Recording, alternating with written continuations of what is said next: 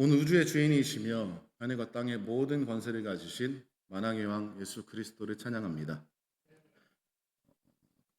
우리에게 가장 큰 축복은 예수 그리스도를 소유한 것임을 믿습니다.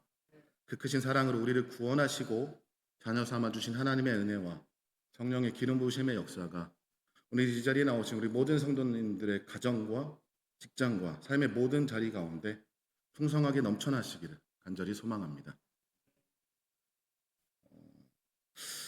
먼저 옆에 계신 분들하고 한번 인사 한 번씩 나눠볼까요? 은혜의 자리에 잘 오셨습니다. 성도님은 예배 드릴 때가 가장 아름답습니다. 네, 감사합니다. 많이들 아실 수 있는 오래된 예화인데요. 말씀드리겠습니다. 어떤 청년이 굉장히 어렵게 공부를 해서 공무원이 됐습니다. 그리고 처음으로 동사무소에 발령이 났고 첫 출근을 하게 됐습니다. 첫 직장이고 처음 사회생활이다 보니까 너무 긴장이 되는 거예요. 오전에 출근을 해서 사수를 막 따라다녔고 여기저기 소개도 받고 일도 배우고 했는데 그 긴장이 계속 풀리지가 않았습니다. 그렇게 하다가 점심시간이 됐습니다. 근데 어찌어찌 하다 보니까 선배들, 사수들은 다 밥을 먹으러 가고 본인 혼자 남게 된 거예요. 얼마나 긴장되겠습니까? 속으로 제발 사람 좀 오지 마라. 점심시간 나 혼자 있을 때만 한 시간만 안 오면 되는데 이렇게 생각했었던 것 같습니다. 근데 꼭 그러면 오지 않습니까? 갑자기 어느 민원인이 이제 들어왔다라고 해요. 그래서 너무 긴장됐지만 그래도 오전에 배우고 또뭐 연습한 게 있으니까 그거대로 말을 했습니다. 어떻게 오셨습니까? 민원인이 말을 합니다. 사망 신고하러 왔습니다. 다시 청년이 배운 대로 연습한 대로 말을 했습니다. 본인이세요? 민원인이 본인이 와야 됩니까? 웃자고 한번 해본 소리긴 한데 여러분 이렇게 사망 신고처럼 본인이 올 수 없는 경우가 있습니다. 하지만 오늘 이 은혜의 자리는요 본인이 직접 와야 됨을 믿습니다. 직접 이 은혜의 현장을 누리고 주님의 사랑을 충만히 담아가시기를 간절히 소망합니다. 여러분 하나님 공평하십니까? 아니 공평하다고 생각하십니까? 저는 사실 공평하다고 생각했던 적이 별로 없는 것 같습니다. 저는 항상 모든 일을 할 때 아시는 분들은 아시겠지만 굉장히 과할 정도로 열정적으로 죽어라 하는데 또 하고 싶고 이루고 싶은 일이 있으면 기도도 굉장히 열심히 오랫동안 하거든요. 근데 그 결과가 내 생각대로 내 생각에 좀 미치지 못하면 하나님을 굉장히 억울해했고 원망했던 것 같습니다.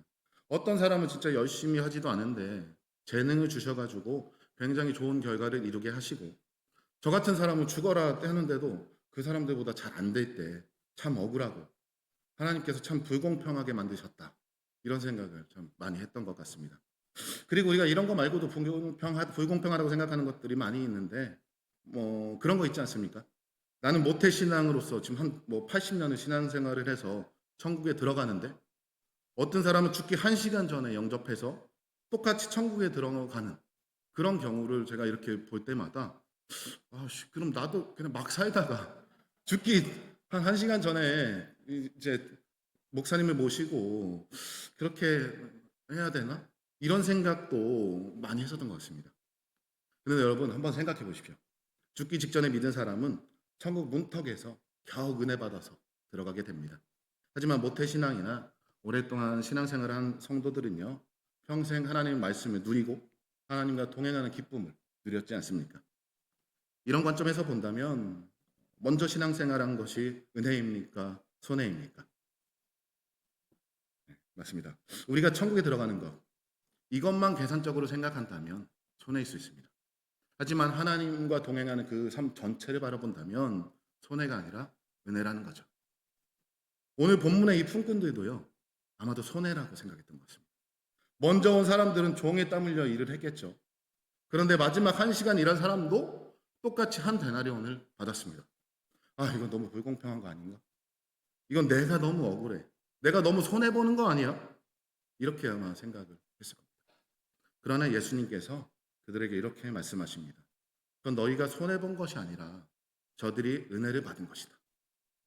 저들이 은혜 받은 것이 그렇게 억울하니? 오늘 본문은요, 단순히 임금을 더 받고 덜 받고 뭐 그런 문제가 아닙니다.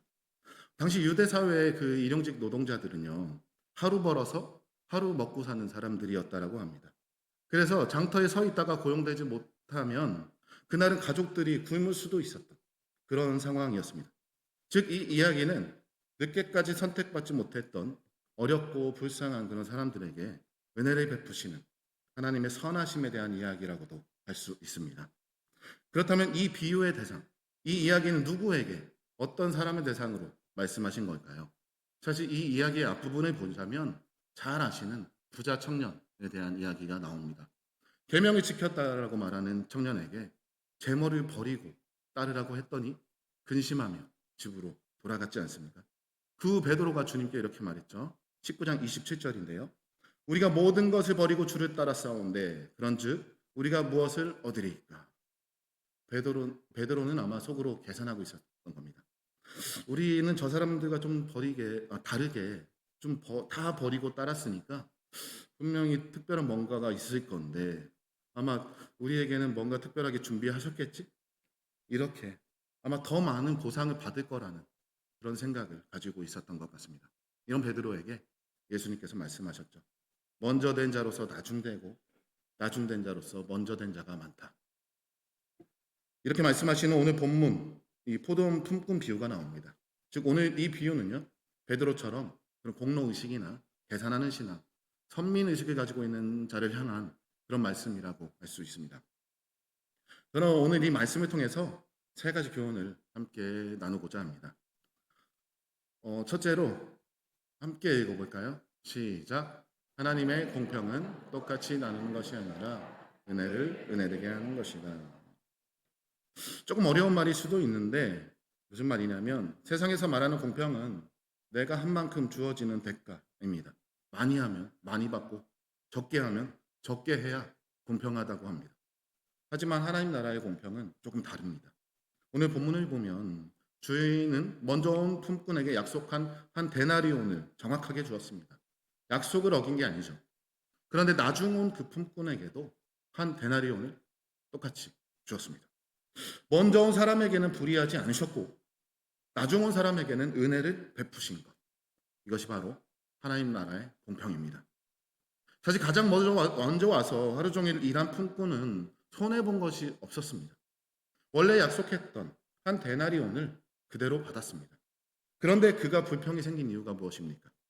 그것은 자신이 받은 것을 본 것이 아니라 다른 사람이 받은 것을 보았기 때문에 그렇습니다. 여러분, 하나님은요, 누구에게도 불의하신 분이 아니십니다. 하나님은 약속에 신실하신 분이시고 동시에 은혜가 풍성하신 분이십니다. 특별히 마지막에 온 품꾼을 생각해 보십시오. 하루 종일 장터에 서 있었지만 아무도 불러주지 않았습니다. 오늘 일을 못하면 가족이 좀 굶어 죽을 수도, 뭐 죽진 않겠지만 굶을 수도 있는 그런 상황이었습니다. 그런데 주인은 그런 그들을 외면하지 않았습니다. 그들의 필요를 아셨고 그들의 처지를 아셨고 그래서 은혜를 베푸셨습니다. 이처럼 주인 되신 하나님의 관점은요, 우리의 관점보다 훨씬 넓다는 겁니다. 하나님은 우리가 일하는 시간만 보시는 것이 아니라 우리의 형편과 사정, 기다림과 그 눈물까지도 보고 계시는 분이시라는 거죠. 그래서 하나님의 공평은 모든 사람에게 똑같이 대해주시는 것이 아니라 각각의 사람에게 가장 선한 은혜를 베푸시는 것입니다. 그러면 우리는 하나님의 공평하심을 의심해서 불평할 것이 아니라 하나님의 선하심을 신뢰하고 각 사람에게 부어주시는 그 은혜를 바라보며 감사해야 할 것입니다. 우리를 먼저 부르신 것도 은혜고 오랫동안 믿음 생활하시게 하신 것도 은혜고 오늘까지 이 자리에 있게 하신 것도 은혜 아닙니까, 여러분? 이것이 하나님의 공평이며 은혜를 은혜되게 하는 하나님의 방식입니다. 두 번째로 함께 읽겠습니다. 시작. 비교는 은혜를 손해로 착각하게 만든다. 여러분, 사실 먼저 온 품꾼들이 왜 불평했습니까? 품삯을 적게 받아서입니까? 다른 것 때문입니까? 남이 많이 받은 것을 이제 보았기 때문이지 않습니까? 여러분, 우리는 세상을 살면서 이런 경우가 굉장히 많습니다. 내 삶이 힘들고 어려워서 불평하는 경우보다 남과 삶을 비교했기 때문에 불평하는 경우가 더 많다는 거죠. 저 사람은 저렇게 잘 사는데, 저 사람은 저렇게 편하게 굉장히 잘 되는 것 같은데, 나는 열심히 하나님 믿고 신앙생활 하는데 왜 나는 이것밖에 없지? 왜 내가 저 사람보다 더 많이 하는 거, 열심히 신앙생활 하는 것 같은데 왜 내가 가진 건 이거밖에 없지? 그런데 여러분, 이렇게 비교가 시작되는 순간 은혜는 사라지고 불평이 시작됩니다. 사실 먼저 온 품꾼은 한 데나리온을 받고 감사하면서 집에 돌아갈 수 있었습니다. 그런데 다른 사람이 받은 것을 보는 순간 자신이 받은 은혜가 작아 보이기 시작합니다. 여러분, 이렇게 비교는요, 은혜를 손해로 보이게 만드는 사탄의 가장 강력한 무기라고 합니다. 영국의 찰스 스퍼전 목사님이라는 분이 이런 말을 했다라고 해요. 비교는 기쁨을 훔쳐가는 도둑이다. 사실 우리는 모두 은혜를 받은 사람들입니다. 하나님께서 우리를 구원하신 것도 은혜고 오늘까지 믿음을 지키게 하신 것도 은혜입니다. 예배할 수 있는 것도 은혜고 하나님의 자녀로 살아갈 수 있게 하신 것도 은혜입니다. 그런데 자꾸 다른 사람과 비교하면 내가 받은 이런 은혜들이 보이지 않고 내가 자꾸 손해보는 것처럼 느껴진다는 겁니다. 똑같이 신앙생활 하는데, 아니, 오히려 나는 교회에서 이것도 봉사하고 저것도 하고 많이 봉사하는데, 내가 더 많이, 더 열심히 하는데, 그렇다고 하나님께서 나에게 뭐 더 주시는 거 하나 없네. 저 사람은 나보다 열심히 안 하는데, 신앙생활도 나보다 오래 하지 않았고 얼마 안 됐는데 나보다 더 받은 것도 많고 더 잘 나가는 것 같아서 자꾸 억울한 생각이 드는 겁니다.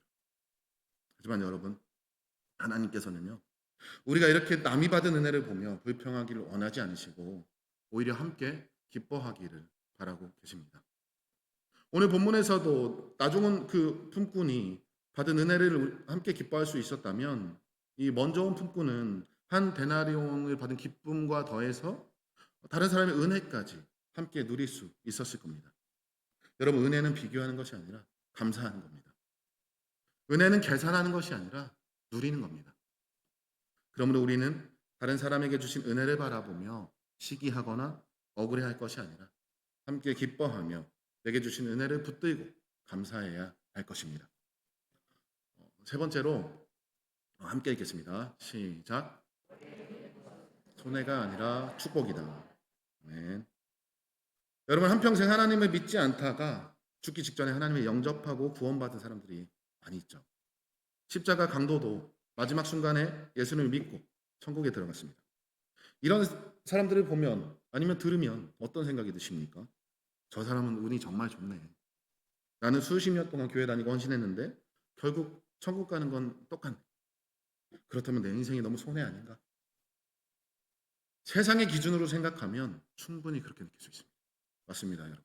억울하고 불공평하고 화가 날 수도 있습니다. 말도 안 되는 경우 아닙니까, 여러분? 하나님 믿는 거, 신앙생활하는 거 어디 쉽습니까? 그것도 1, 2년도 아니고 수십 년을 우리가 변하지 않고 신앙생활을 했는데 1시간 전에 믿은 사람하고 똑같이 천국 간다? 세상에 이런 법이 어디 있습니까, 여러분? 근데 천국에는 그런 법이 있는 것 같습니다. 하지만 여러분, 정말 손해일까요? 우리가 한번 생각해 보기 바랍니다. 평생 죄 가운데 살다가 마지막 순간에 겨우겨우 구원받은 사람하고 어린 시절부터 하나님을 알고 평생 주님과 동행하며 살아온 사람, 그 둘 중에 누가 더 복된 사람입니까? 우리는 수십 년 동안 예배의 은혜를 누렸습니다.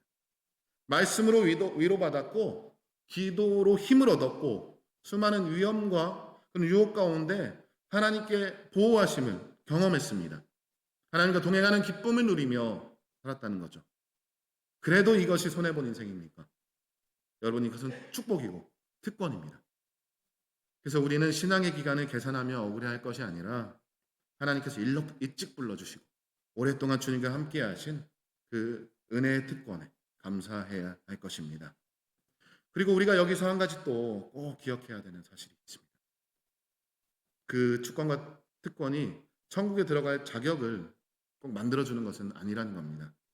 천국은 우리의 공로로 들어가는 것이 아니기 때문입니다. 오래 믿었다고 들어가는 것도 아니고 많이 헌신했다고 들어가는 것도 아닙니다. 오직 하나님의 은혜로 들어가는 곳입니다.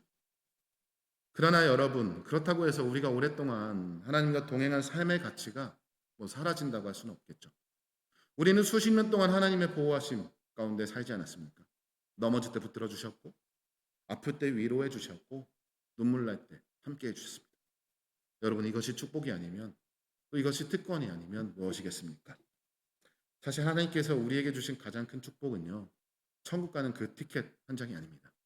우리를 보호하시며 끝까지 함께 하신 하나님과 걸어온 그 인생 그 자체입니다.